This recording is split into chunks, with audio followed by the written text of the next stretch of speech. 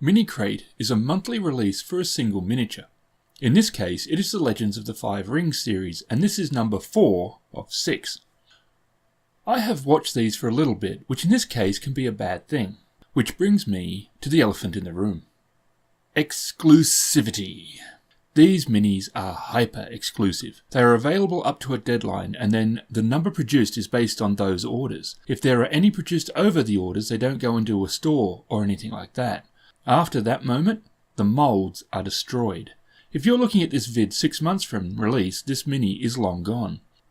If any are available, they will be vastly expensive. This is one side of the hobby that I honestly do not like. Now, I understand that we are lucky in having many indie creators right now, and they can't afford to do huge runs, and so we do see a lot of limited runs or editions. But there is also an exclusivity market. I think this we could do without. I really like this model, but what I like about it isn't based on you not being able to have it. The other thing is that there are no L5R minis at the moment outside of these. I would not at all be surprised to see a mini game come out for them, but FFG's minis are not always the best. While I would welcome L5R minis for use in the RPG, and they do beautiful RPG books for both Star Wars and Legends of the Five Rings, but their minis are still not to the standard of some of the other games out there. Doctor Who and Infinity come to mind. The miniature comes shipped in a hard cardboard box, which does offer a decent amount of protection for the contents. Inside, the mini is in a plastic blister pack, held in place by cardboard inserts. Underneath is the card. This mini is Daidoji Uji, and he is the Crane champion. Since his creation more than 20 years ago, he has gone through a few artistic changes. I am happy to say I think the current one is the most interesting by far.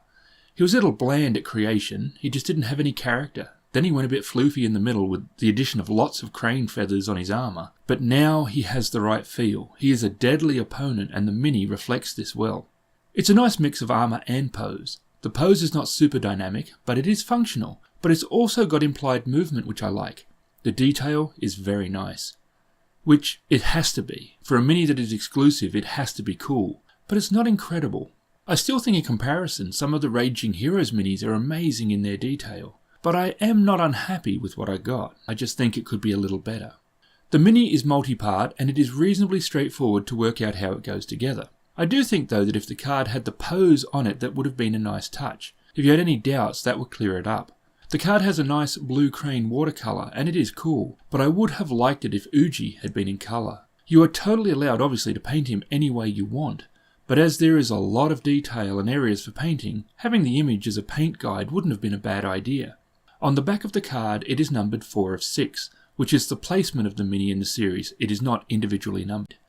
I love the samurai genre and L5R, but there are not that many samurai minis out there. Dragon Empire is very nice but brittle resin. Test of Honor is a bit hit or miss with their sculpts. Kensei have some amazing minis, but the local stores list 5 items only and no figures, so I think they have dropped the line here locally at least. Having more samurai based minis is a very good thing. If you have the cash to spare and love the genre, this is pretty cool.